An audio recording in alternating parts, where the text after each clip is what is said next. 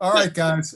Everyone in the audience, thank you very much for joining us. We're just going to give this one more minute. We have literally hundreds of people who are joining us today.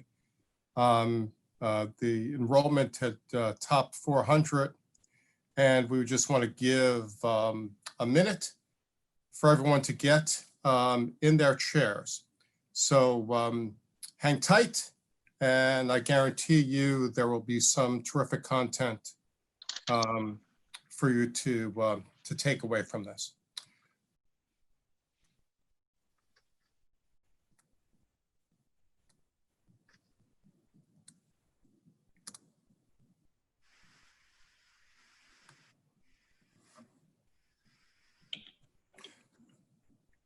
Okay, we're going to get started.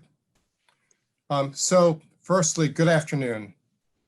I actually wish we didn't have 400 people signed up for today's program, because that would mean we weren't dealing with one of the greatest challenges we have ever faced in our professional careers. But the truth is that the road ahead of us is filled with dangerous curves, potholes, and potential rock slides. And our job as leaders is to try and anticipate those challenges, plan to meet them, and then execute on that plan. We want to hope for the best, but prepare for the worst. There are people on this call from 43 states. You sell heating oil and propane.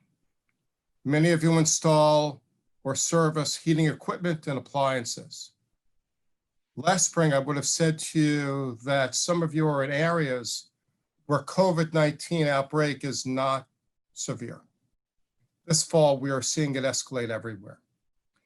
It is one thing to go through a pandemic when temperatures are moderate.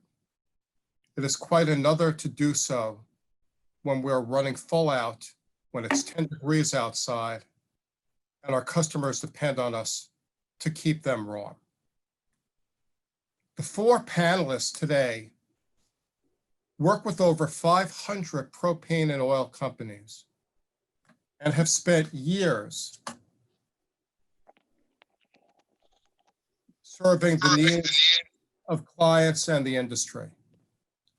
Our singular goal is to make sure that we deliver to you today important insights that you can use to navigate your ships until a vaccine creates a safe harbor. Because all of us have webinar fatigue, we have purposely planned a tight agenda.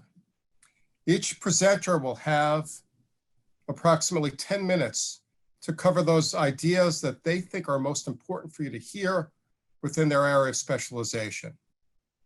We will then have time to ask as many questions as you'd like, go into more depth. And of course, you are free to follow up with any of us after the webinar. I will be facilitating the discussion today, as well as going first. For those of you who may not know me, my name is Rich Goldberg, and I am president of Warm Thoughts Communications. Warm Thoughts is the country's largest marketing firm specializing in the propane, heating oil, and HVAC industries. We serve 42 clients. We serve clients in 33 states with 35 employees. And the companies range in size from a few thousand customers to over 85,000.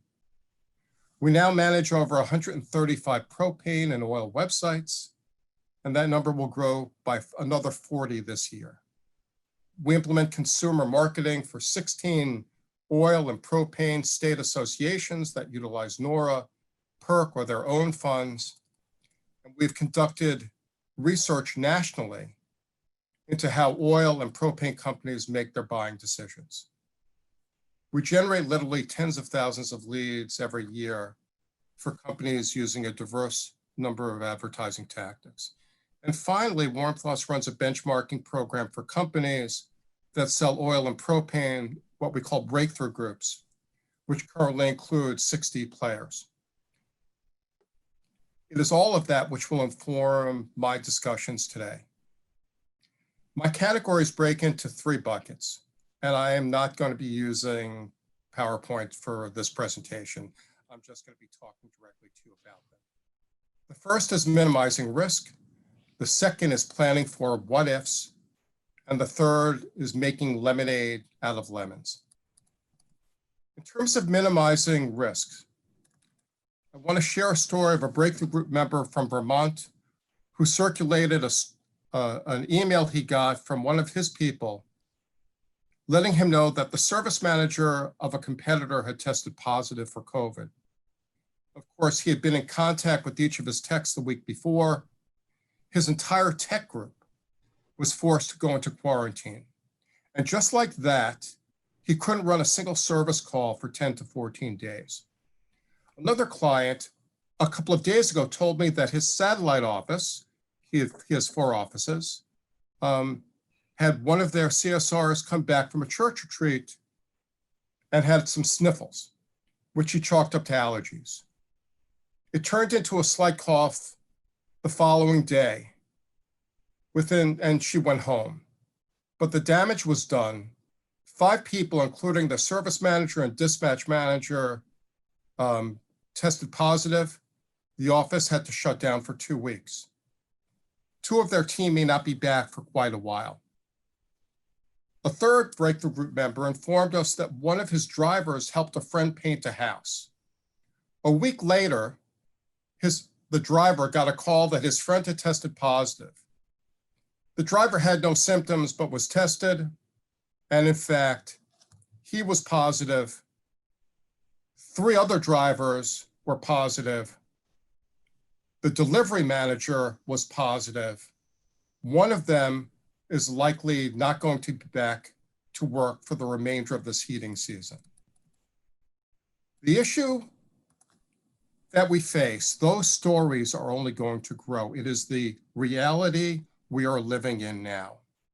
If you and your people are not exceptionally vigilant, your ability to run your company could be upended overnight at the very worst possible times. There was an article in the Wall Street Journal on Monday about the potential liability that companies are exposed to by both employees and customers who are not following the right safety protocols. This is not political. This is about it being 5 degrees outside with snow coming down and potentially having half of your team out. So what are you supposed to do about it? We surveyed our breakthrough group members and tried to identify some smart stuff that was happening. And these guys tend to be pretty smart and forward-thinking guys.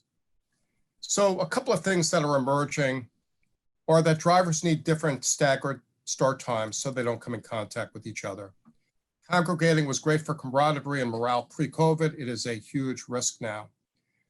They are assigned the same vehicle whenever possible, and they wipe them down every day. Several companies put paper delivery tickets in a box and then have the manager leave them outside for the drivers rather than come in contact with them. There are no group meetings with drivers or technicians. Masks must be worn on company property and inside the office, unless you have a private office, in which case you need to put on a mask when you go outside. Several have closed their offices already to the public. They are restricting vendor deliveries from going into common work areas.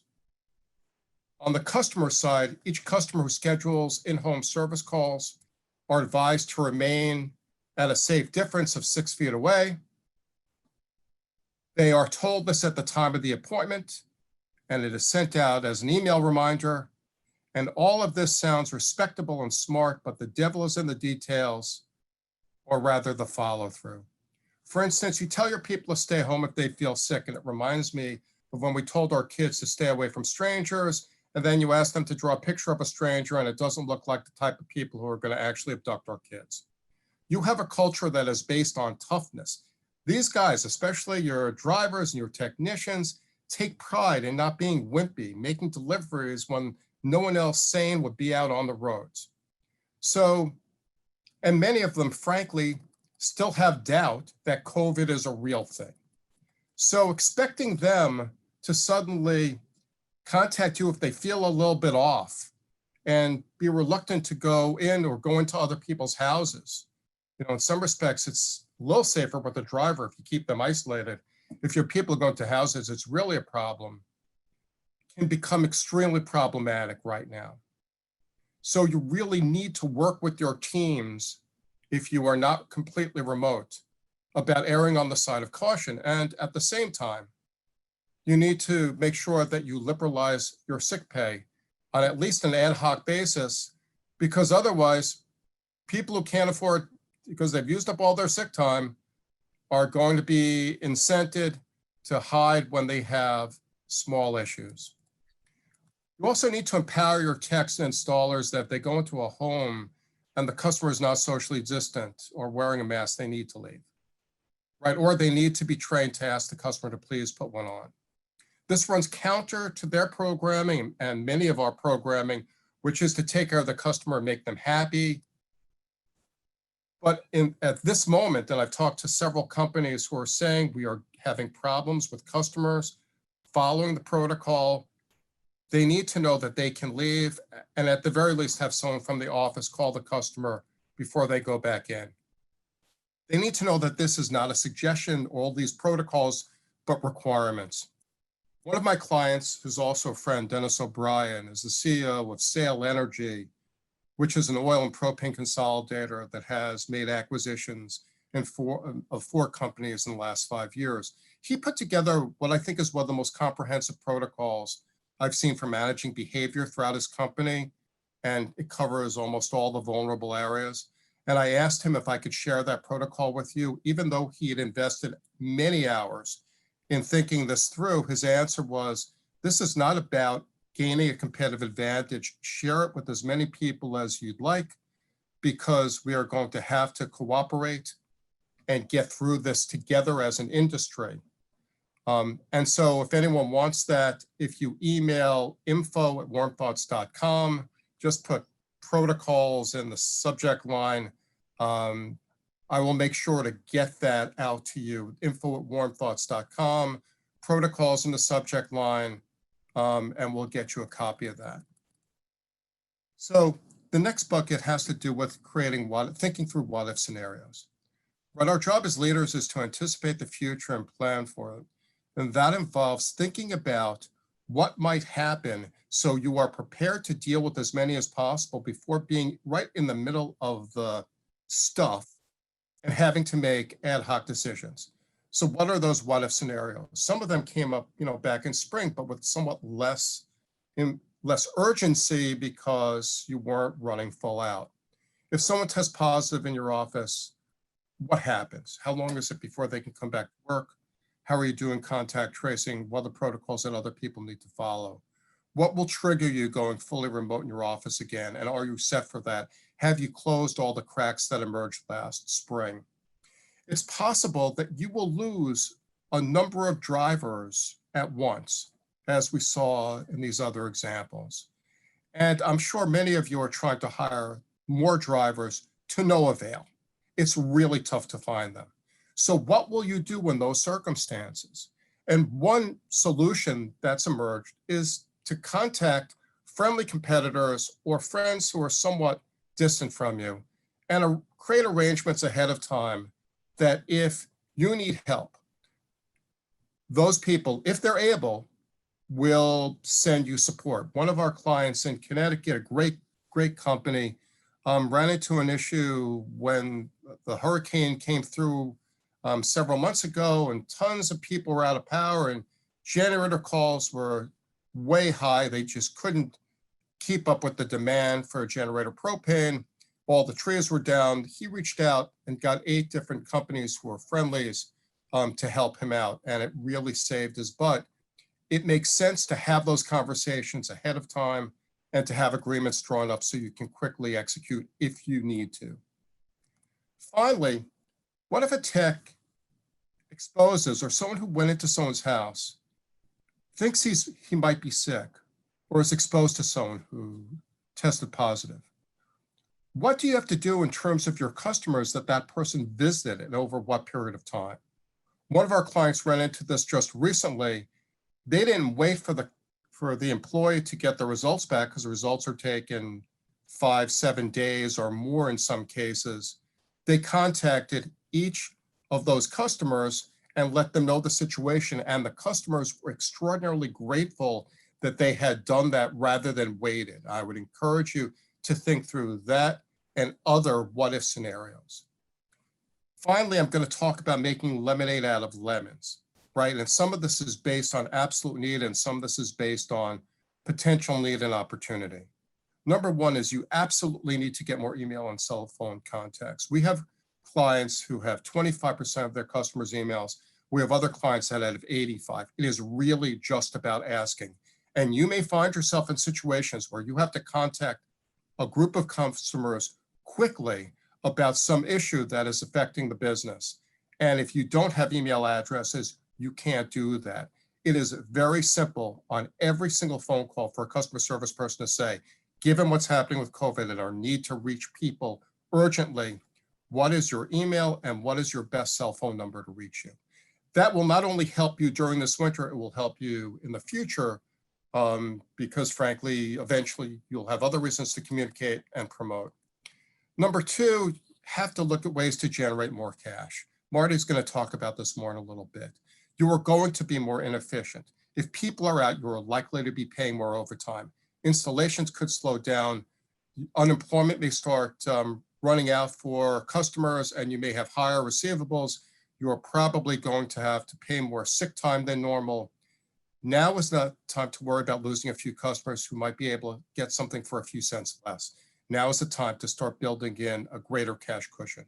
A couple of the things that I want to add to the mix about that, if you do not have a delivery fee, it is just time to institute it, right? There are lots of companies who have instituted these kind of fees. We've worked with 10 propane companies, 3 oil companies, instituting $4.95, $8.95 per delivery. They all expected huge pushback. It never came. They made tens and in some cases hundreds of thousands of dollars, which are a really important cushion at this time. Number two, get more people on auto pay and e-bill. Get them be able to hit their credit card. They do not want to handle cash. It helps you with retention. It will help you with cash flow. And that could be a priority of your office staff as well as your promotions. This is a phenomenal time to ship people automatic delivery. Phil Barrett, who's going to speak in a moment, is going to speak even more in depth about potential delivery issues. But the truth of the matter is that your customers have no way of knowing if your delivery capabilities are impaired.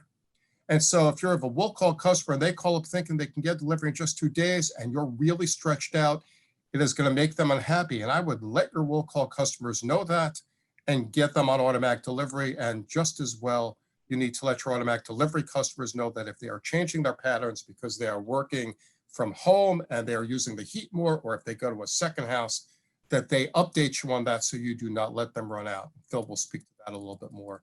Finally, we need to keep in two quick things. We need to take into account more people are online than ever before. They are spending more time on Facebook. They are doing more reviews. They are searching for things. Is your website, are your social media programs performing well? Are you capturing that search? More people are moving out of cities than ever before. Are you capturing the property transfers when they go to search online? Do you have a move-in, move-out program? More than ever, you need to win the communication battle with your customers.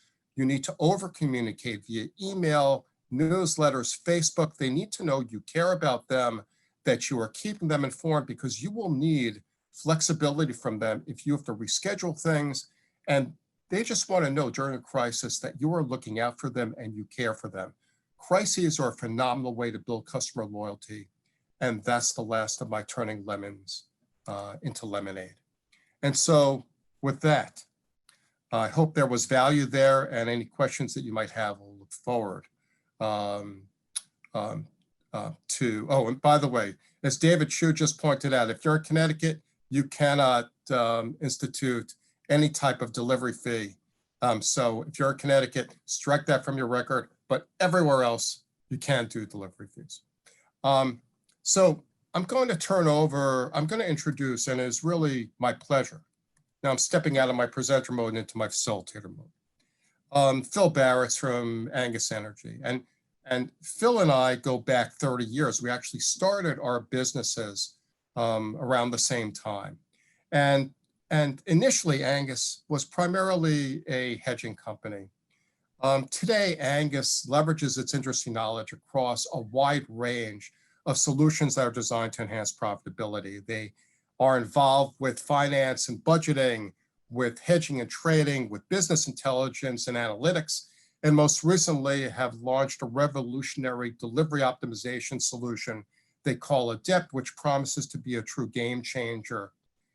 And the insights of the research for that will inform, I'm sure, some of the things that Phil's going to talk about. Besides being president of Angus, Phil is a leader in the oil and propane industries. He serves on the board of several associations, as well as privately held energy companies. He writes a monthly article in Indoor Comfort magazine. He is always one of the smartest guys in the room, and he is always asking, is there a better way to do this? Which makes it all the more shocking to me that he remains a diehard Mets fan. So with that, Phil, floor is yours. Thank you very much, Rich. Awesome introduction. I appreciate it. I am not as skilled as you, so I'm going to actually have to use some slides. Can't off the cuff like you can. Let's just go to the next slide and introduce this. Okay. So Angus has studied many fuel delivery issues over the years, and this year, obviously, there are several unique situations that have to be dealt with. We work with many companies on delivery optimization, and as Rich had mentioned, we recently introduced ADEPT, which stands for Angus Delivery Efficiency Planning Tools. For today, the thought was to take from what we have learned by tracking literally millions of deliveries and to present to clarify some of the challenges and to present some possible solutions that you should consider for this winter. Next slide. Okay. As you can see on top, imperfections of deliveries based on K-factor. Our industry has always been challenged by unpredictable deliveries based on K-factor. There's clearly a correlation between the weather and consumption, but the correlation itself is often not strong enough to rely on without room for error. As you can see from this chart over here, this is a chart of deliveries into a 275-gallon heating oil tank. This is industry-wide. You'll notice that the beige line in the middle, the average delivery size is 147 gallons. That's the average. But what's more important, you can't see the bottom scale on this, sorry, but the left end of this are deliveries, and the left probably 15 bars are deliveries that are smaller than 100 gallons. The right 10 bars are deliveries that are greater than 200 gallons. So it's not just that you're delivering 147 gallons every single time. Data that we have shows very clearly that for most dealers, you're delivering about 1/2 of the tank. And the reason is that K-factors, they're a good guess. They're definitely directional. They're indicative, but you couple that with this overarching need to not have runouts, and you can understand why you're only delivering into 1/2 the tank. So let's look at the next slide. Okay, thank you. Okay, so now compounding unpredictable delivery sizes that we have due to the K-factor uncertainty. The world as we know it has really changed. There are millions of people who are working from home. There are millions of people, especially in New York City, starting, I believe, today, that are now learning from home. And while the industry does benefit, and we all will benefit, the other panelists, I'm assuming, are going to confirm that as well. We will all benefit from the increase in demand. People are going to be consuming more fuel. But the challenge that you have is you don't know exactly which homes are going to increase demand. So how do you plan for those kind of deliveries? The prior slide showed that K-factors are not very reliable calculators of consumption, but to many people in the industry, they're still good enough. And it's hard to argue or define what good enough means. Part of the thinking of the good enough is I'm making decent sized deliveries and I'm not really going to have runouts. And that works well in most times, But when you have extreme weather swings, when you have potential fuel shortages, when you have storms, or when you have now very unpredictable consumption, what was good enough very likely might not be good enough any longer. Next slide. I'm trying to keep it in my 10 minutes, Rich. Okay, so here is your typical driver. A challenge that we have this year, Rich gave a couple of examples of it. Didn't steal my thunder, but he's right on with it. Our drivers almost match the COVID-19 at-risk group. Very often over age 50, often not in a little bit overweight, sometimes with some health issues. Despite our best efforts in implementing a lot of things that Rich mentioned, you can't really avoid, and not everyone can avoid exposure. The threat is there, it's growing. So what do you do if a driver has to quarantine for 2 weeks because they were exposed? What do you do worse if the driver actually is out and tests positive and is out for an extended period of time? If you're guessing when customers need deliveries now, and you're not sure if you have enough drivers to make those deliveries, we have to look at some things that we can implement now. So those are the challenges as I see them relative to delivery. So I'll go through a couple of slides and take a look at some possible, some of them obvious, some of them less so solutions. So let's go to the next slide, please. Okay, this is not a detailed discussion of tank monitors. I don't mean to do that, but everyone on this call, I'm sure, has some familiarity with the value of tank monitors, why companies have done them, why, what the selection process is, et cetera. I would just say this, if you are leaning towards, or if you're on the fence, we're still in halfway through November, you still have time. If you're thinking about monitors, this should push you over to the end and just say, now you should get them. If you have monitors, and many people have monitors that they have not yet installed because they haven't gotten to them. We have clients literally with thousands of monitors on the shelves. They're getting to them. Now's the time to get them in. Knowing what's in a tank before you dispatch the truck is more important than ever before, and that's what you will get with the monitor. Next slide. Okay. Referred to this earlier, but there's a little different twist on K-factors as well. It's how you define needing a delivery. All your customers, and you're tracking them, and I'm going to assume that K-factors are even wonderful for this part of the discussion. Customers have different K-factors. We rely generally on the reserve level in a tank. We'll say a 275-gallon tank needs a delivery at a certain level.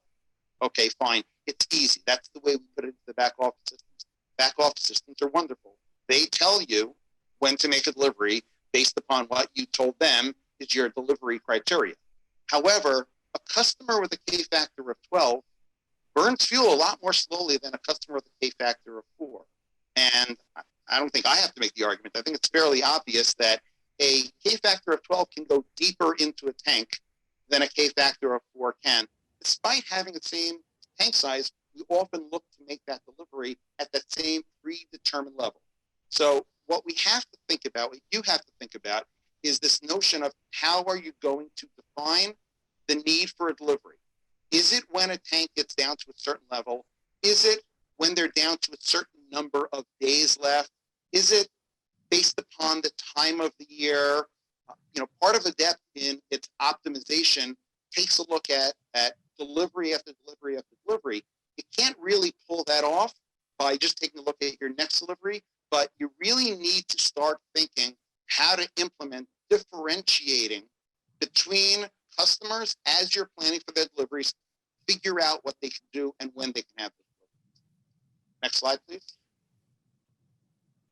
Okay, I might get some flack for this, and I do apologize, but it's going to sound counterintuitive, but don't simply top off the tanks. The results might hurt you. If you have extra capacity now, and you're going to have some extra capacity going through the beginning of December, some people are going to just get all hands on board. I don't know what's going to happen next month. I'm going to top off all those tanks.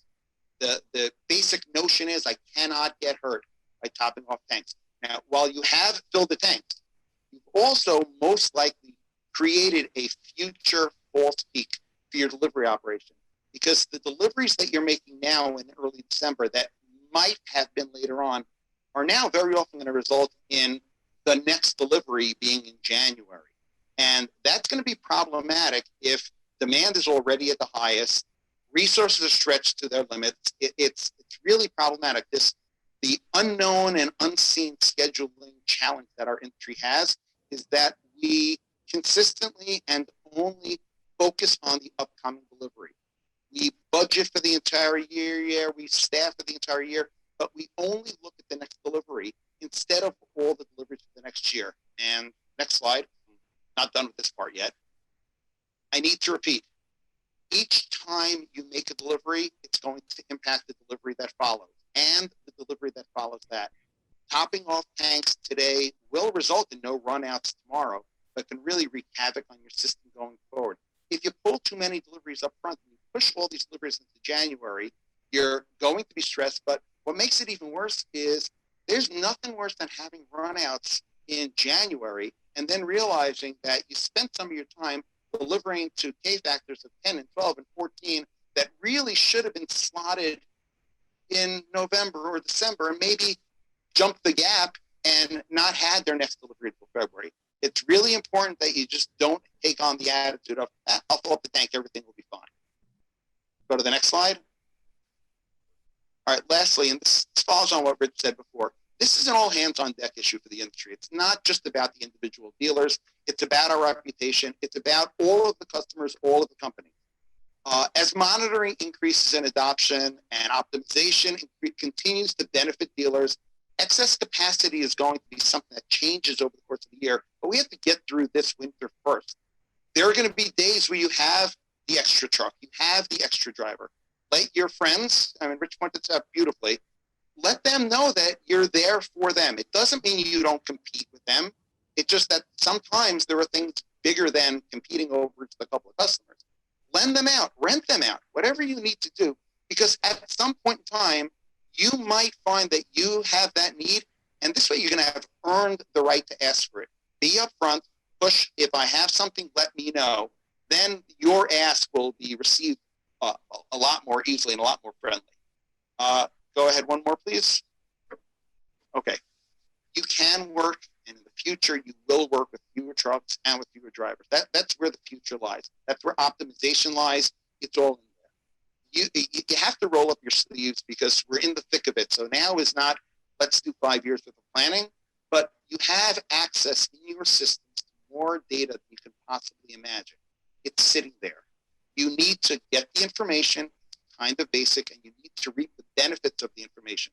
You know, we had the saying, well, we've always done it this way. That saying should have been retired with your father or your grandfather. That's old generation. We've always done it.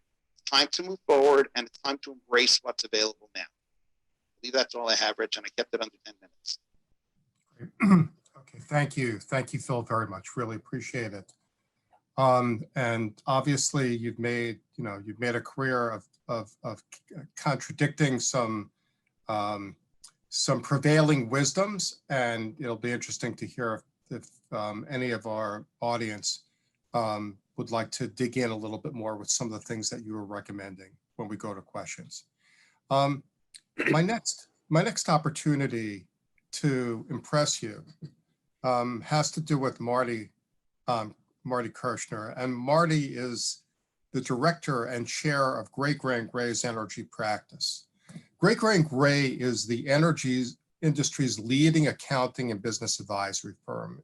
Since 1945, the firm has assisted energy companies with innovative services and tools, including its benchmarking survey that they do annually, fuel margin and delivery cost calculators, and more. Gray has been at the forefront of the COVID-19 pandemic, providing webinars and updates related to PPP loans, the CARES Act, adapting to the new normal, and other valuable resources for oil and propane companies. Marty himself is a respected consultant and advisor to oil and propane companies in many parts of the country. He has a background in a degree in accounting and finance, and he is a go-to resource for energy business owners who are looking for advice they can count on and guidance in mastering an increasingly more complex business. Marty has published numerous articles in energy publications. He's spoken at the same national and regional groups that the rest of us have, but he's younger than the rest of us. He's better looking than the rest of us, and we hate him for that. I can tell you that in all my time, I don't think I have ever heard a single client say anything other but positive things about Gray, Gray, and Gray. And I should also say that Marty is the treasurer of NEFI, the New England Fuel Institute. So Marty, I'm hoping you don't make me look silly and actually deliver something really good. It's yours. Nothing else. At least I'll stay younger than you by the end of the presentation. So we'll go from there. Thank you for that, Rich. So what's a webinar in the pandemic without talking about the PPP loan, right? I'm sure you all know this was coming.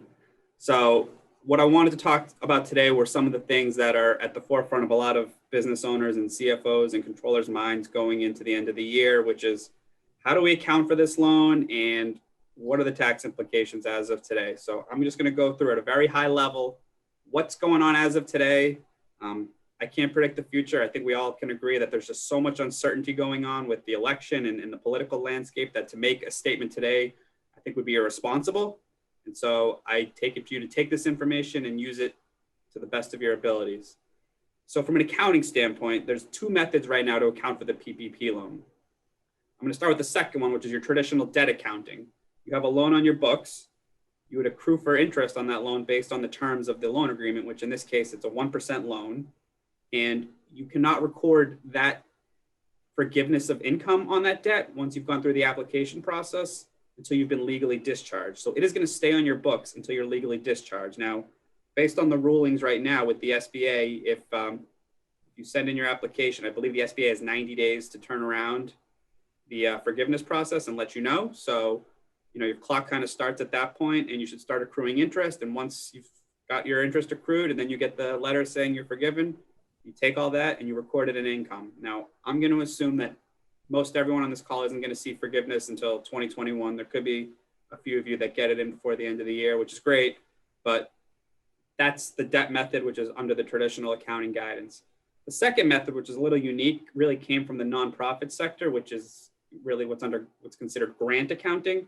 Now, under grant accounting, you can actually record the loan as income if you have satisfied all of the necessary conditions in order to achieve forgiveness. So it's almost like you can be the determinant that in your position that you've checked all the boxes. And so as a result, you can record that as income when it happens. So in that case, people going down that method can actually record the income in 2020, assuming that they have hit all the conditions. That's something that you're going to want to talk to your CPA about in terms of what position to take. From my standpoint, I'm more on the world of the debt accounting and the traditional debt accounting. I think the grant accounting opens up some more holes that none of us might not be familiar with if we don't get involved in the nonprofit sector. However, as of today, based on the AICPA's guidance, these are the two methods that you can take advantage of. Now for the more important part, right? So tax implications. Where are we today? So what we've been saying the whole time, which stands true today, is that the expenses that you use for the PPP loan are non-deductible in the year that you've received the loan. So the expenses that we used in 2020 for the PPP loan, which was payroll, utilities, rent, anything of the like, are not deductible. There was a lot of bickering back and forth because what really happened is this turned into a taxable loan, because at the end of the day, if your tax rate's 30%, you're really going to get taxed on the loan amount at 30%. You're only going to keep 70% of it. That was never the intention of the loan, but that's really where the IRS came in on. But with all the back and forth with Congress and people kind of waiting, we had a lot of fiscal year ends that kind of came and went during the pandemic, which we put all on extension while we were waiting for some final guidance. The IRS actually came out yesterday with a ruling, and they are holding their position, unfortunately, in that if you took the loan out in 2020, those expenses are not deductible. So for anyone who was trying to get on board with the other school of thought where people were saying, well, hey, let's deduct the expenses now and, we'll just pick up the forgiveness as income in 2021, that's, as of today, not allowable under the IRS regulations. And furthermore, by doing that, you're also leaving yourself exposure in terms of what happens with tax rates in 2021, because who knows right now? Again, a lot of things up in the air, but I just, the timing of this presentation is great because they literally came out with this yesterday. There's a lot of questions that are coming up right now in terms of, well, what if I, go through my year end, I do my tax return and I assume that all my expenses are non-deductible, and I go file my tax return and I find out that I'm not fully forgiven. Okay. All that you have to do in that situation is you now go back and just amend your tax return. And at the end of the day, if you over added back those expenses, you're just going to get a refund for the difference in terms of what the spread was on your forgiveness versus the full amount of your loan. So don't panic if you want to get your tax return filed and you're afraid that you don't know if you're going to get full forgiveness. My advice would be is to not file your return until you've heard about that. But obviously, as time goes on and deadlines start to arise, everyone's situation is going to be a little bit different. But keep that in mind. The other thing that I just wanted to kind of mention on the PPP loan is a lot of questions have been coming in terms of, do I do the 8-week period? Do I do the 24-week period? I mean, at the end of the day, you're going to do what's best for you. But I would say the overwhelming majority of folks that I've talked to have elected the 24-week pay period because the amount of eligible payroll costs far exceed the amount of the loan, and it reduces the reliance on the other, not necessarily questionable expenses, but expenses that are harder to substantiate, along with the reduction of headcount. And by using the payroll, it really helps get you to that full forgiveness with less of a headache at night that might keep you up in terms of, whether or not you will get that forgiveness. So right now we're in the same situation that we've kind of been saying all along. The expenses are getting deducted, the expenses are not getting deducted in 20, but the income will get picked up in 21. So in 2021, you're actually going to be able to pick up a nice income on your books that you also won't get taxed on. So that's kind of the flip side to it. It's just not, instant gratification like we were all hoping for. So that's kind of where I wanted to touch on the PPP loan. So Kathy, if you wouldn't mind going to the next slide. So as Rich alluded to, we're still in this pandemic. It's actually getting worse right now. I know there's a lot of promise with the vaccine, but we talked about, we got to think of different ways to generate cash flows for this coming winter, because with this pandemic where it is, there's going to continue to be businesses that go under. Fortunately, we're in I don't want to use the word pandemic proof, but we've just really succeeded in this environment, whether we like it or not. And when businesses go out, so do employees, and a lot of those employees are customers of ours. So we need to be ready for the risk that happens in the concern of their ability to pay for our services. So all I wanted to do here is kind of rehash some ideas that I've been talking with clients about in terms of just, some of them are easier said than done, but really just they're ways that are going to help your cash flow through this winter. And so you can either, take them, or if you've already done them, then great. Rich touched on the delivery fees. I think that's a very important thing to do to the extent that it's legal in your state to do it. A lot of these costs for PPE and everything, there's got to be a way to recover it because there's new expenses that you didn't anticipate. And just because you might be saving money on some of your overhead from a remote environment, which I will get into in my next slide, doesn't mean that it's not going to be a bigger burden on your bottom line. And we all still want to maintain the bottom lines that we've been used to making for the past few years. So, one of the things that's pretty obvious to me, and I know that a lot of companies are doing this, is just an aggressive credit card payment campaign. Get as many of your customers on credit card as you can. Don't rely on them to have to cut you a check, hand you cash, wait for something to come in the mail. Get them all on credit cards, because that way, if there's any kind of delay, you have something on file that you can immediately charge. I think that's an easy, obvious one. The next one is special discounts. No one wants to give special discounts. We all want to maximize our margin per gallon and get everything we can. But if you're starting to run into a situation, and again, it could be dependent on your geographic location, and you have customers that are just really not being able to pay you because, they weren't smart enough to jump into a budget program in the beginning of the winter, and they're on the verge of losing their job, or their unemployment's going to run out, and they owe you $100, offering up, say, hey, if you give me the $95 tomorrow, I'll forgive the 5%. My hope is that you don't have a large customer base that has to go through that. But if you start to take that mentality on some of your slow paying customers and understanding what their situations are, again, that's just a quicker way to get cash in the door. I'm going to skip over the third one because it goes with the same point of collections. A lot of companies I talk to won't start chasing after receivables until they hit the 60 to 90 day window. In this environment, once a payment has gone over 30 days, you need to be on the phone going after that payment. You can't wait the 60 or 90 days that you maybe had the luxury of in the past. You need to get that cash in as soon as you possibly can. And the same point with the collections, also your payables. Many of us have payment terms with our fuel dealers. Obviously, those are tighter than some of your other ones, but just take full advantage of those terms. Wait until the last possible day that you need to pay to get the benefit of whether it's a 2% net discount or, to avoid paying a late fee on a payment. Extending payables and collecting earlier is the key successor to generating additional cash. Obviously, electronic billing and payment are nice. Having a portal on your website where customers can go on and, either get their invoice emailed to them or they can go on and pay, because again, postage is a big expense for everybody. I think we all agree that we send a lot of things in the mail that probably never even get opened. So, getting on an electronic platform for billing and payment is a key. Another big one, which is actually an Achilles heel of many folks in the industry, and I'm sure some of you out there are smiling and laughing, is doing a physical of your warehouse and knowing what your parts are. The last thing you want to be doing this winter is going out and ordering parts that you have in your warehouse that you don't even know that you have because you haven't had it tracked well, you haven't counted it, and you don't even know that it's there. Any company that's required to get an audited financial statement obviously has to do an inventory counts at the end of the year to make sure that, that's part of the rules of getting an audit. But for those of you that don't need to do it, now is the time to take stock of what you have. Go look at the vans. If you have a standard stock in your van, make sure that it's actually at its standard stock. Make sure that when things are taken out, they're getting replenished. But again, I can't tell you how much money is spent and lost during the year on parts that are there, that have been there forever, where the company goes out and continues to buy more. So it becomes, what it does is it becomes a nuisance on your balance sheet and a hard number to track and a hard number to substantiate. Banks kind of understand that too, especially the ones who know the industry. They're not necessarily going to lend a lot on those parts because they know that they're probably not the most accurate number that you have there. Another thing that I thought about was just reviewing your insurance coverage, going through the different policies and looking what you have covered under those. I think in this environment, there's a lot of assets that we've had in the past or things that we've done that we're not necessarily doing right now. Maybe some vehicles are off the road. There's some idling going on. So considering that, just looking at what's covered. And if you're paying for insurance on things that you aren't using, it's time to call up your agent and say, hey, maybe we need to cut back for a little bit and I don't need to pay for all this, and try to get a reduction in your premiums.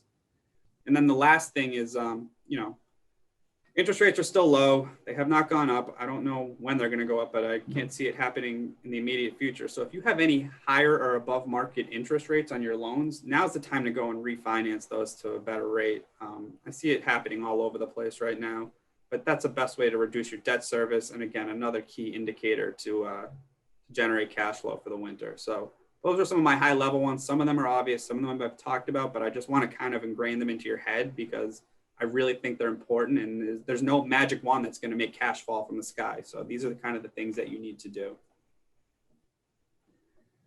All right. Wow. Getting this all done in 10 minutes is hard. I didn't think I could do this. So cybersecurity. Most of us are working in remote environments in this pandemic. Me personally, I got kicked out of my house because my wife's a teacher and she turned our office into a classroom. So I'm in the office, but many of us are still working from home. And when we're working from home and there's some people in the office and we have sensitive information in our database, cybersecurity becomes a huge risk. Now, I can tell you from what I've heard in the industry, this has become a real thing. I've heard a couple situations in the past couple of weeks where a company was hacked into because they didn't have a good, well, I'll get into what's called a two-factor authentication. I heard about another company that was actually held for ransom. We're talking huge dollar ransom. So what does that mean? What causes that? Well, I'll tell you what causes that. One bad click. All it takes is for an employee to open one bad email from a hacker who's trying to get into your system, and it can take down the whole company. And so the biggest thing that you can do for cybersecurity is staff training and awareness. Having the staff know or understand what is a good email to open and what is phony baloney, where if you click that thing, everyone's credit card information in your file is going to this hacker. And now he's going to call you and say, I'll give it back to you, but for $500,000. Nobody wants to be in that situation. So I suggest you do that.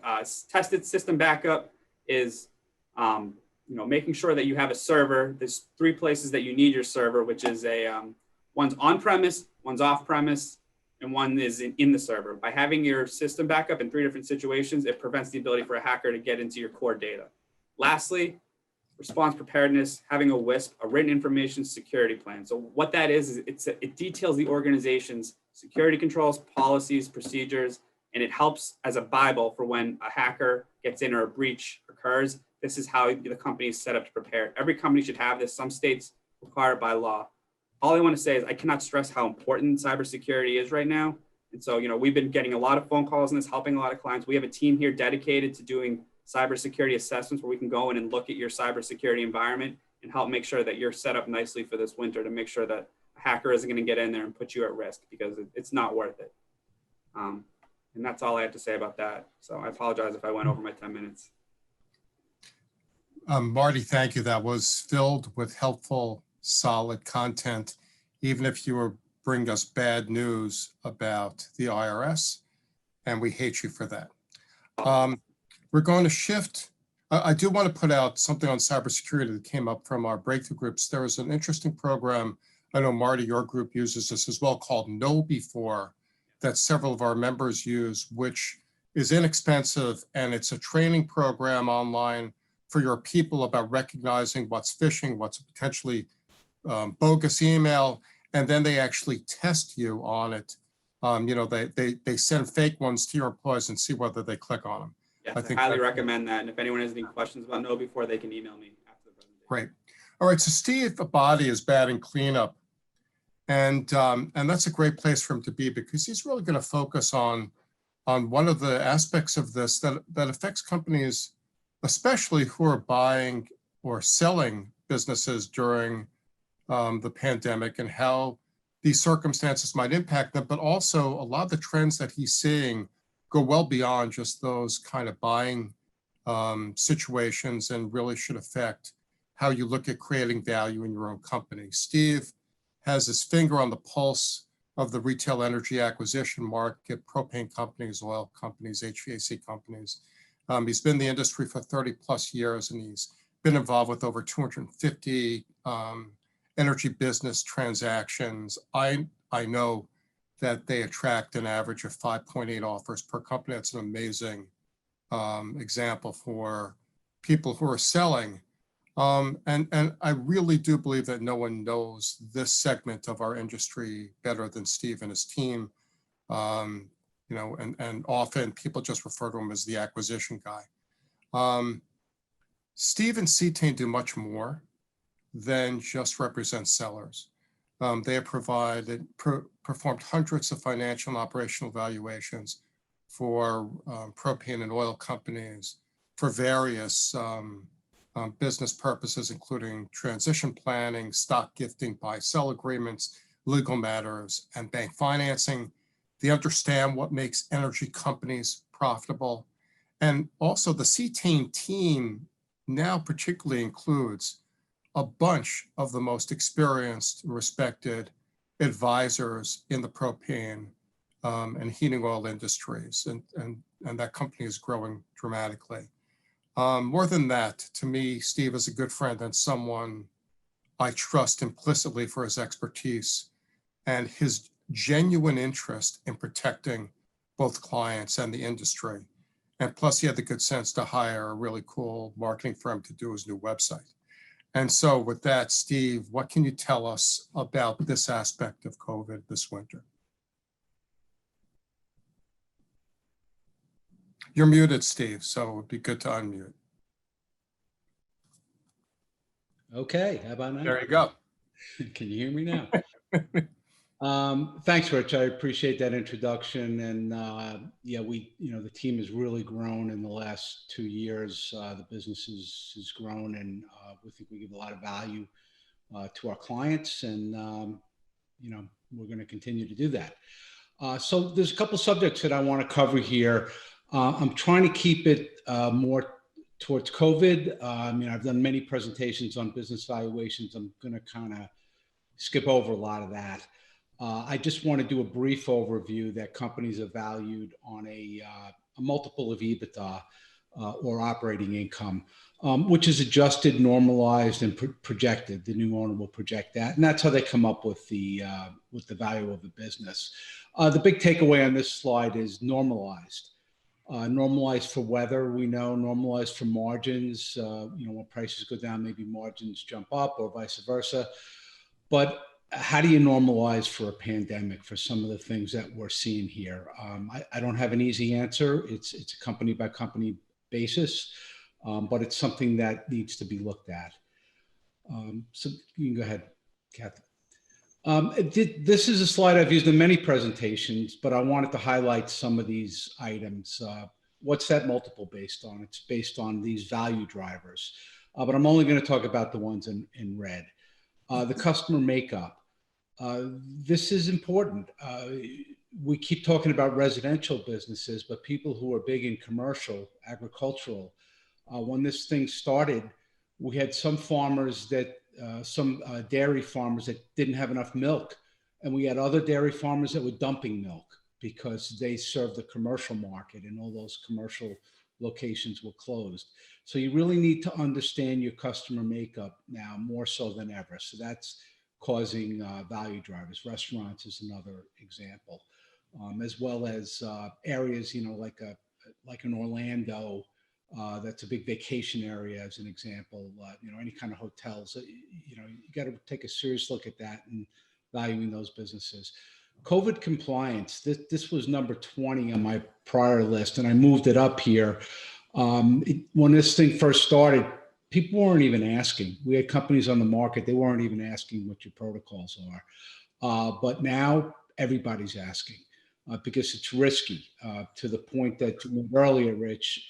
If this company is not following these protocols, a buyer could come in and find themselves in a disastrous situation very quickly.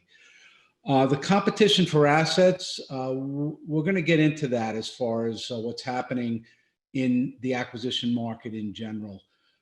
So you'll see more about that, but the competition has become greater. As you mentioned, we've gone from 5.2 to 5.8, 12% increase in offers that we've seen. The adequate number of drivers and technicians, which really has only made it to the list in the last couple of years. One of the first questions we're asked is, are they fully staffed? Do they have enough service people? Do they have enough drivers? And we've actually had people that have come to us looking to sell their business and saying, I'm going to sell it now because I can't get drivers, and I'm tired of going out on the truck, or we're afraid we're going to lose the business if one of our drivers leaves. We had that happen with a company with service techs as well. So that's become an issue, an item, and now with COVID even more highlighted. And accounts receivable, people want to look at 30, 60, 90. What does this business look like? They might have different process that they go through with their company. So those are the items on value drivers. So what's changed since COVID? These are some trends that we've observed. Gross profit margin has increased. Most of that due to lower fuel costs. People tend to be hanging on to their margins. I had a fairly large company, tell me that the second quarter, April, May, June, was the best quarter they ever had. And some of that was related to the cost of fuel went down. Everyone held on to their margin. So that was really good. Usage, this is one of those difficult things that on the buy side you have to look at. What is really the trend? We expect that usage will go up. People are not using their setback thermostats. They're schooling and they're working from home. And as a result, we think that volumes are going to increase, particularly this winter. We already saw it in the spring. And now we're expecting to see it for the next several months. So normalizing that's going to be a challenge for both buyers and sellers. Investment in homes. We're working with a company that has a large hearth products, a lot of propane, fireplace, that type of thing. They're booked out through the end of January right now. People are just investing in this. They're buying the patio heaters that go outside. We've seen people who do barbecue cylinder exchange have sales have been through the roof, whether it's going to restaurants or whether it's going to homes. So these are all good things. We're an essential industry, and this is all great for our industry. Some operating expenses have decreased. The remote office workforce, some of the items, the people who have taken advantage of some of those items that were previously mentioned, getting people on automatic credit cards, the use of portals in general has increased. And I've had some people tell me that they have multiple offices. They don't plan on reopening some of them. They're just going to either, if they own them, they're going to sell them, or if they're leasing them, they're not going to renew their lease. So that's going to lower operating expenses, which increases EBITDA. Lower fuel costs have a couple of effects here. First off, truck fuel. Truck fuel expenses are down. It also affects your revenue. Revenues are down, which is kind of a good thing in our industry, because revenues lead to bad debt percentage, lead to working capital interest costs. Credit card processing fees. When you have lower revenue, it's a percentage of revenue. So that will help your operating expenses. On the other side of that, driver overtime is very high. It had already been high because the labor pool was tight. It's gotten worse. The installation, same thing, because of the increase in home services and just in general, the COVID protocols that we're all going through take time. And as a result, we're seeing an increase in operating expenses in certain areas. And bad debt, while bad debt is a percentage of revenue, it's good. Bad debt in general has, we're expecting that to increase. Other trends.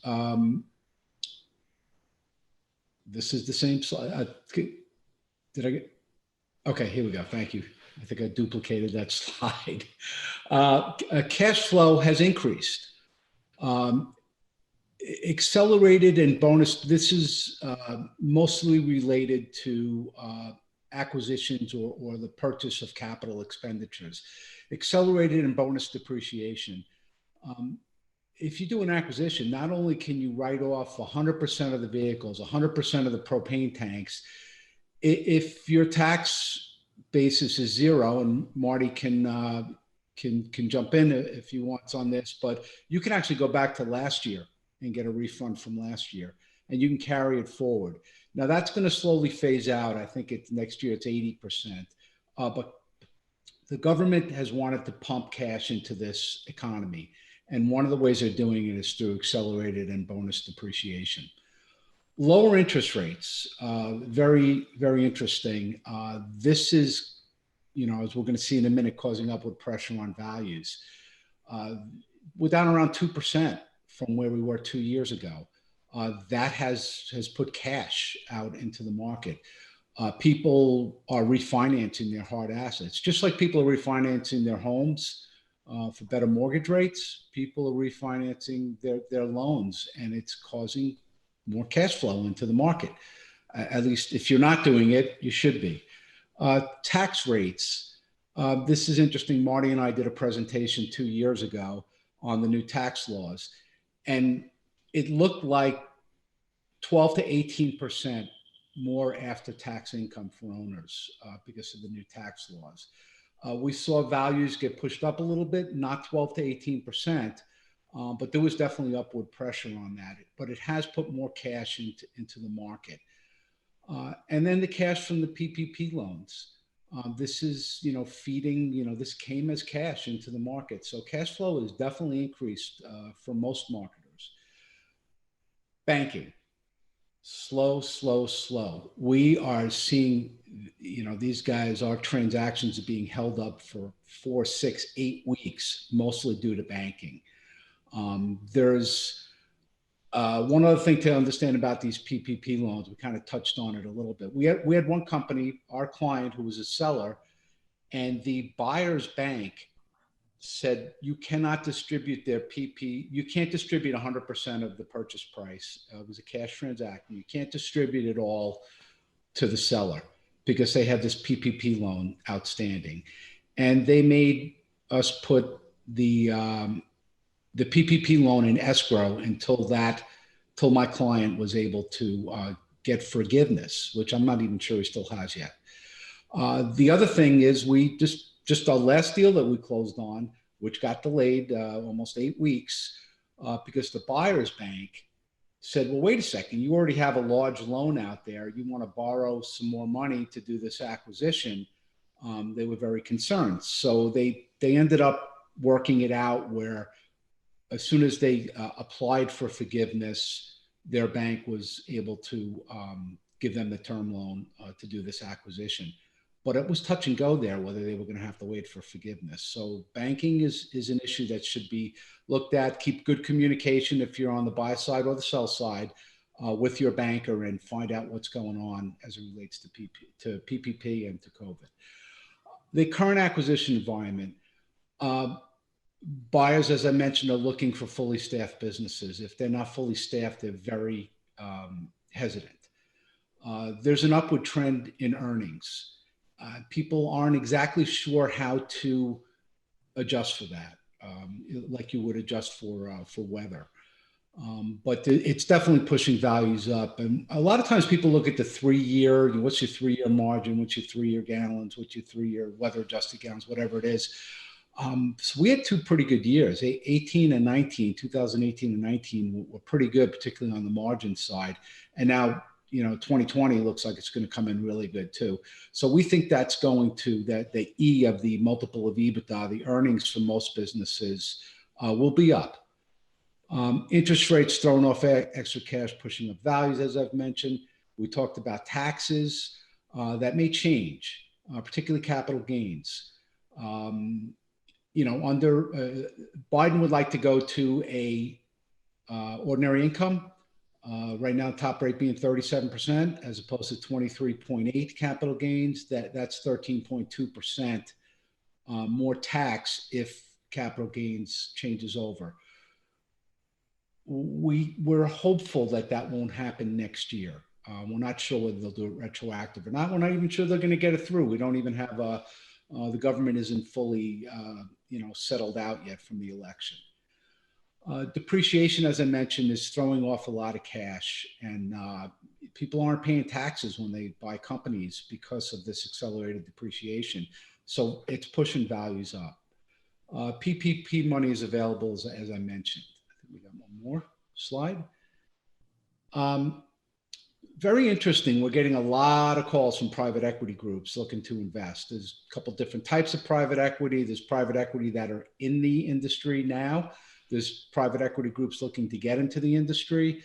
Investors really like this industry right now. It's an essential service, throws off good cash flow, lots of opportunities for consolidation. So there's been high interest from outside groups trying to get in. Private equity groups tend to have several type of funds. Is one that I'm aware of that has an energy industry group, and they also have flea markets is one of their across the country. Just to give you one example of all different industries that they're in, they like energy and they're putting money into it. We talked about the average number of offers that we received has gone up. It's been fantastic. For our clients especially. We're estimating that EBITDA multiples are up at least 0.25 times EBITDA to 1.5. Some of that alone is just interest. The lower interest rates pushing that up. Now, oil companies versus propane companies having more of a hard asset, being more desirable, tend to be towards the higher end of the EBITDA multiple, adjusted EBITDA this is.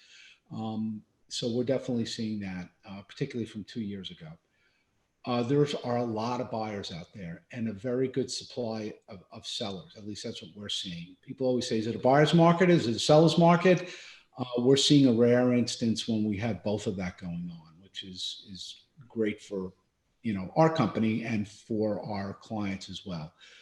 Cash is still king, particularly with low interest rates. I can't remember the last time we did a retained gallon deal. It's cash. It's too easy to get cash. It's too cheap to get cash. That makes it another really good thing for our client. So that's the overview as related to COVID, as related to what's going on in valuations and acquisitions. Thank you. Great. Kathy, would you stop the presentation mode so I can get to questions? Thank you very much. Steve, thank you. So we've already got a bunch of questions that are coming in here. If there is anything that you would like to ask the panel, would you please go ahead and ask your question? One of the questions that came up had to do with credit card fees.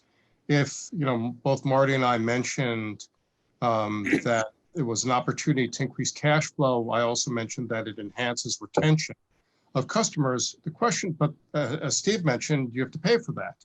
And can you charge customers for adding a fee? And I can handle that unless someone else would like to jump in on that.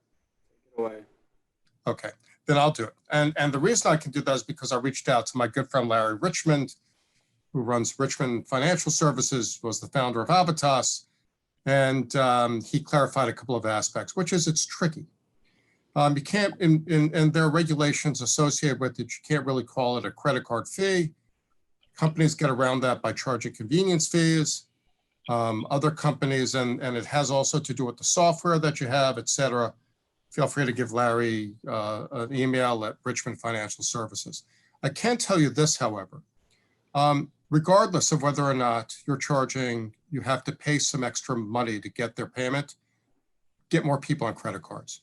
It reduces the cost of collection. It gets you your money faster. It increases your longevity with the customer. And if you focus on getting people on MasterCard, it's about 1% cheaper than Visa. If you get people on Visa debit, more people have MasterCard, just ask them. And check your credit card fees, because there have been changes with the companies that are serving these industries. Many of them have been bought and their fee structure is not what it used to be. And some of them are not taking advantage of some opportunities to reduce those charges. So that was that question. On another question, Phil, someone did call you out on this issue of not topping off tanks.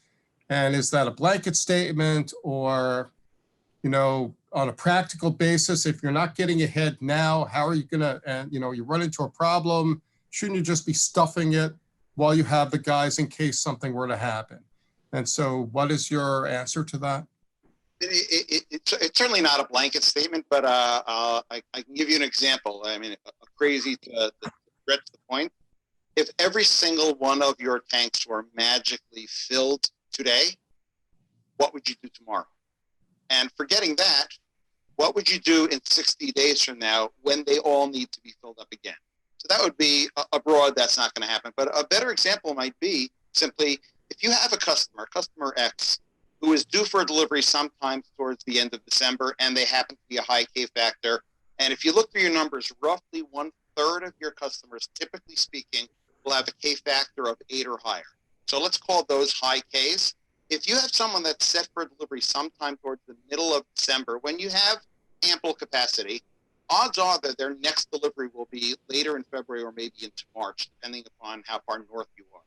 Take that customer and pull him or her back into November. You're purposefully setting up a January delivery for someone that otherwise would not have it. So it's certainly not a blanket statement, but I would say the blanket statement is don't stuff all the tanks.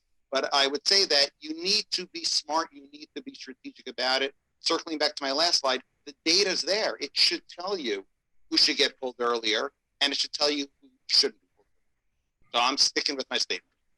Okay. Thank you. Thank you very much. Steve, someone asked a question about PPP, and does that have any impact on transactions in any way, other than you had mentioned about the bank issue.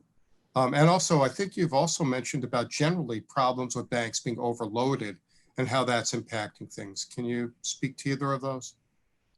Sure. One of the issues we have is if someone wasn't doing work, particularly at the beginning of COVID, their people were staying home, yet they were still paying them. Then, maybe they didn't have the revenue at that time, or maybe they had increased expenses at that time for people that were paying that weren't out generating. So the difficulty for us in doing financial analysis is where do you put that PPP money? Technically, it's a balance sheet item. It's a loan. We'll see what happens with forgiveness. If you have to count it as income, can we put that in as income? How does it affect EBITDA is what we look at, because EBITDA relates to value.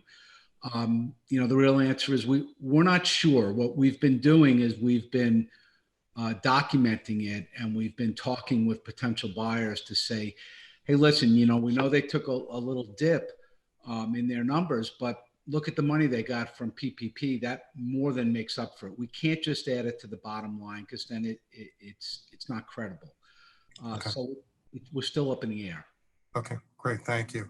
There was a question here for me about delivery fees, and asking to, and about every time they've raised this in their company, they've gotten pushback. They're afraid, customers are going to wildly complain, what do you call it, et cetera. So a couple of points about that. In every example where we, were involved with our clients who are instituting fees, there has been a fraction of customers who have called to push back, and that fraction easily just waive their fees for a year. But the numbers, if you do it the right way, then you don't get a lot of pushback, because if you charge someone, your customer gets 3 deliveries a year, 4 deliveries a year, 5 deliveries a year, and you're charging them $4.95 or $7.95. It's like going to a Denny's Grand Slam breakfast with the family, right? This is not why they're choosing to stay or leave your company. And people have more tolerance for fees than they do for price changes anyway, because they overestimate what the difference a nickel or a dime makes on their actual delivery. So the reality is that we advocate being very upfront about it, and sending a letter out to all your customers explaining why you're doing it. And by the way, here are a bunch of other ways you can actually save more money than that. And invariably, all that's happened is they kick themselves for why they didn't do it sooner.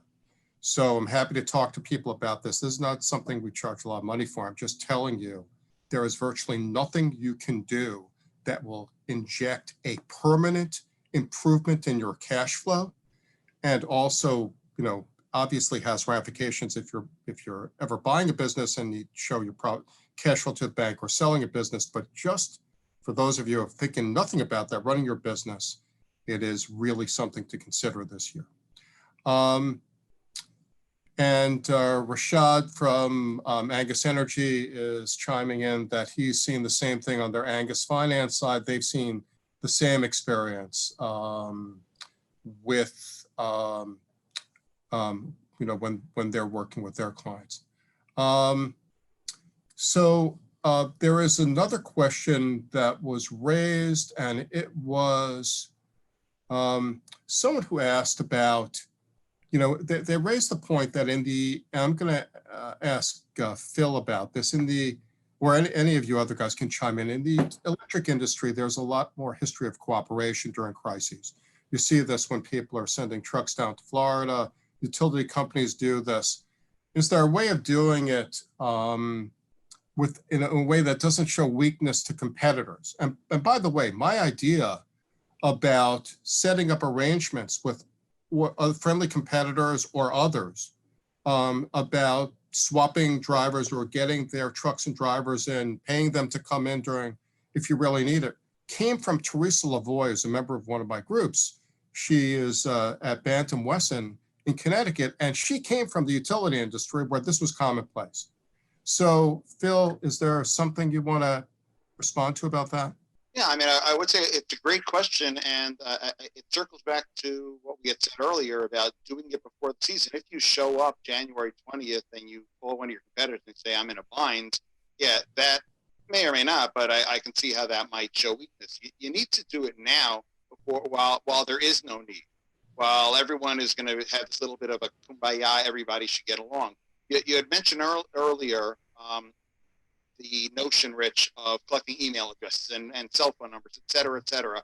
Well, that's also true. You know, we've all spoken about this notion of demand going up. I'm kind of stuck on the operational side of demand going up isn't purely good because it's not as if everyone's demand is going up 6%. Some are going up 10%, some are staying the same. You don't know. Ask your customers. We like to promote our industry as not a nameless, faceless utility, but as real warm people that get along with other people. When times are tough, it's harder to promote that. When times are easy now, going into possible trouble. So, you know, somewhat long-winded answer, but just do it now, and it won't be weakness. Rich, can I jump in on that? Yeah, go ahead. I totally agree. And I just want to say I think our industry has a history of helping out. And I think about SOS Fuels when hurricane came by and literally washed away their office and all of their trucks. And people just gathered around and put them back in business and helped them, even their competitors. So that's one thing I love about this industry. But to everyone else's point right now with what's going on, we have time to prepare. So getting something more formal or between, you know, if something happens, we'll help you out is great. But I just wanted to say that I think we do that a lot in this industry. Okay, great. And the same person who asked that question subsequently wrote in that she worked for an electric co-op for years, and that they have mutual aid contracts and agreements with other entities, and they've actually made a ton of money on this, and guys like doing it. Guys, their people like the change of pace of checking out, you know, where someone else lives, and also coming to the rescue is a good thing. My friend Ray Hart had a very interesting point about fees. What he pointed out was that wholesalers charge a separate line item for NORA fees, LUST tax, in his case, New York State spill tax, federal spill tax. Why not line item these to your customers and take them out of your cents per gallon? I assume for every 8 million gallons you deliver, it brings back roughly $8,300. Or actually don't even bring down your cost cents per gallon, just line item those other things and keep your price the same, I think was probably the point that Ray was making. Does anyone want to weigh in on that? Yeah, I'd like to say something on that. Just, you know, observation, people said you couldn't put a fee in for caps, for options or whatever. They felt they had to offer that for free. And then people started charging for cap fees, and it was very widely accepted. We've seen this in several different areas where fees have come into play. Again, in areas where it's legal to do that. And I think you just, you know, the other one is tank rentals, where propane companies will have tank rental fees for low usage. Some people say, oh, you can't charge that. My competitors don't charge that. And we find that once it starts in a market, it ends up almost everybody does it, or it doesn't really have the effect that the person feels it would have when they implement it. Right. And when you look at the total amount of money that you make versus the zero cost, it is very difficult to argue that a few customers that you might lose, and often they're very low volume customers, that it's not worth it. Phil, did you want to say something?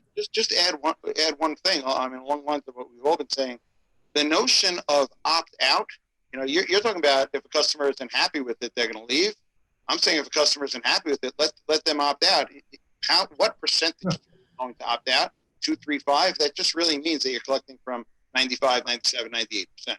Yeah. Well, opting out means I call up and complain about it, and you say, let me put you on hold for a second while I check with my supervisor, and you sit there for 10 seconds, you come back. Good news.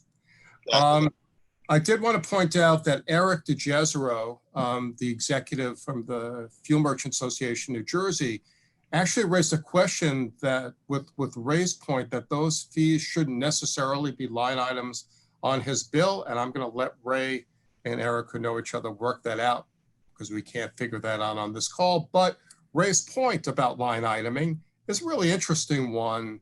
And Stephen also addressed that. There was another question. PPP forgiveness is not expected to repeat, and I would think must be, this I guess is from what Steve was saying, or maybe it's Marty, and must be backed out for any buyer. Why should any buyer pay for this any more than a soon to be expiring bid contract? Right. In other words, when you're figuring out what your purchase price is going to be, take it out as a separate thing and don't count it as part of the ongoing revenue stream. Yeah, Makes sense, right? that makes sense. Yeah, that's what we do now. We don't show it. We footnote it though. Okay. We're working with somebody who does a lot of HVAC work right now, and we saw a big dip in their revenue. In February, March, April for this, and so we want to be able to explain it. And we want to be able to show, this company got over $500,000 PPP money. Would we put it in the financial statements? No. But we want to point it out that the reason their EBITDA went down was because of COVID. Mm-hmm. And at the end of the year, at the end of the time period, whatever, their profitability of their business, if nothing else, stayed the same. Right. Thank you. There's one that came in from Marty, and I've heard this question, frankly, multiple times, and that is with the PPP application, should they go ahead and ask for forgiveness or should they wait? And what's your take on that? I'm laughing because I would have been very surprised if I went through this presentation without that question getting asked. So, in the beginning, I'm just going to be honest, I was of the mindset of wait, because of how rugged the process with the SBA had been. I said to my clients, let everyone else go in the beginning and deal with all the headaches and pains while they try to figure out what the heck they're doing. But at this point, now that we kind of have some clarity in terms of the tax situation and how the forgiveness is going to be treated, if you have your application ready to go and you're pretty confident in it and you've already done the conversations with the bank, get it in, get it off your plate, and go enjoy your holidays. Okay, great. Thank you. Someone asked the question about the metrics. I was talking about watching the metrics of your online performance, your website, your social media, and that whole thing, and what are they? There are a couple of things I think that you should be really paying careful attention to. Firstly, we saw a 10% lift in Google search among all of our, websites that we manage back in spring. That's continued. Search is up. Facebook is up even more. So what are the metrics to make sure you're showing up? Well, one thing is you need to do an evaluation of whether you're showing up for search, not just in your town, but on keywords that Google is ranking, like propane company near me, heating oil supplier, propane tank, boilers and oil boiler, the key ones that are driving new business. Are you showing up outside of your immediate town and throughout your market area? I think you'd be shocked and surprised how often that isn't the case. With Facebook, and are your visits increasing or decreasing, and pay particular attention to Google My Business. Google My Business, there are a number of things you can now do to optimize your Google My Business rankings, and tons of people are either coming or, Google decides, should I show you in that little box with your ratings and picture and website when you Google something? Categorical search on Google My Business is like, if someone typed in propane company near me, does Google show you? Well, you need to make sure that is singing, and reviews are essential. If you are not at least at 4.4, 4.5 in your reviews and have a lot of them, you really hurt the number of people who find you and then decide, should I call you or not? With Facebook, likes don't matter much anymore. It doesn't mean Facebook is going to show you. What matters is what your engagement is. Are people clicking on your Facebook posts? Are they sharing them with other people? And how many people your posts are reaching. So total reach, engagement rate are really critical. Another question came up, and that question can be served up to any of you. From a leadership perspective, what are mistakes that you think, our teams are going to be under stressed, right? On a regular basis, who knows what's going to come up the next day? They're having issues at home. Their kids are, in some cases, remote schooling, friends are getting sick. In some cases, if there's a big outbreak in an area, we've seen that techs don't want to go into houses. How, especially when the team is remote more and can't get together for group meetings and build camaraderie, what do you do to try and ensure that your culture stays strong? Does anyone want to weigh in on that? That sounds like a question for you, Rich. Well, I've been talking a lot, so I thought I'd okay. Then I'll jump in on it. So here's what I'm seeing at the breakthrough groups. People have Zoom fatigue, but by the same token, there's no better way to bring your company together than setting aside some times to do things where you're face-to-face that way if you are remote. We actually have a very interesting management app called 15.5 that allow our remote employees, we have many remote employees, actually all of us are remote now, to report back immediately to managers when things are becoming problematic, or just on a regular basis, they do their reviews that way. That's worked out really well for our company. There are others. I know Jim Townsend was talking to me and Brooks, his son, about an app that they are introducing to create an intranet for their company to increase. They found that when they send emails out to their employees, all of us are like that, they're not necessarily all getting opened expeditiously, and part of it's because it's email. And so I know that they were at least investigating that. Another of our clients was looking at our members was looking at doing the exact same thing. Marty, I think you told me about a pretty cool thing you did with your office, all of your people. You brought in a company that created a fun activity, broke everyone up into groups, and was just fun. Can you speak to that? Yeah, I'll plug it. It's a company called Yaymaker, and they were actually one of those, I'm sure a lot of people have heard about those companies, or maybe they've gone out, these paint bars where you go out, you drink wine and you paint pictures. So this company specialized in that. And then when the pandemic hit and all of their centers closed, they turned on to virtual corporate events. So we actually had them host an event for us last week where it was basically like a Family Feud format with the entire company. And you were able to still break out into little teams within Zoom and compete with other teams. And then you regroup with the entire company. And I found it to be just an awesome way to share some laughs with everybody when you haven't really been able to see them in person over the past 6 to 7 months. So highly recommend it. If you're interested in looking into that corporate event, let me know. I think it was great for morale. Great. Thank you. I think it's also other things that I've heard, things that we've done, checking in with your employees, making a phone call when the manager or leader calls up an employee just to say, hey, how you doing? Just want to make sure everything's okay. That goes a really long way. They also need to know that you're going to defend them, that it is your primary interest, even more than serving your customers, to take care of them, right? Because particularly those people who are in stressful, all of your people are COVID warriors, right? They need to know that when it comes down to it, you're not going to send them into a situation that's unsafe. And even if it means you're going to lose a customer over it, and they need to know that you're taking the steps necessary to prioritize their safety as we get through this thing together. I would encourage you to keep that forefront of your mind. And find ways to track performance and give shout outs when people are doing exceptional things. You get a review from a customer, share it with your team. You get a story from someone about something that one of your people did that stood out. Share it with your company. Right now, we have to go further than normally we would need to do to show the confidence that these guys should have in each other, as well as the appreciation that we as owners and managers have for them doing a good job, right? And so those are all things that either we've tried to implement or clients have tried to implement. Do videos, have a fun video. There's a client where the service manager just does a video every week. He finds something fun to share. It's just to make his guys smile. And now they look forward to what he's going to share on Friday to make them laugh. Let your imaginations run a little bit with this. We have just a couple of more that we're going to get to, and then we're going to, I'm sorry, did anyone else want to weigh in on that?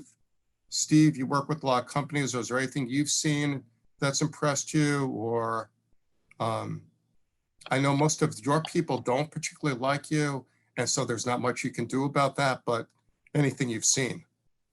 Yeah, and great leaders find a way to overcome these types of adversity through some of the things that you're talking about. I think it'd be great if anyone else on this conference has any ideas of things that they've seen. We'd love you to share it, because we want to share it with other people in the industry. It helps, not only helps our company, it helps the whole industry if we can get those kind of things out there. Okay, great. I also want to make a plug for working closely with your associations. You know, I suspect that a high percentage of people who are on this Zoom today also are active members of their state and local propane heating oil associations. There has never been a more important time to be active in those groups, because those groups are in a position to do a great deal in coordinating responses, as well as engaging with government, which may be either an ally or a problem as we're going through some of the stuff ahead. So I do want to make a pitch for that. That's it in terms of the questions that I am seeing. And so we want to thank you. And a remarkable number of people have stayed through the end of this, which we greatly appreciate. We hope that we have delivered value. Reminder, if you want that list of safety protocols from Dennis O'Brien that I talked about, just email at info@warmthoughts.com. Anything that anyone said that you want to dig into, I'm sure all the participants in this panel would be happy to respond to things you want to raise. I wish you both wisdom, luck, and perseverance as we tackle what's ahead of us. And I remain optimistic, because this industry has faced very challenging times and managed to find a way more than most to tough through it. So with that, good luck and thank you very much for being with us today.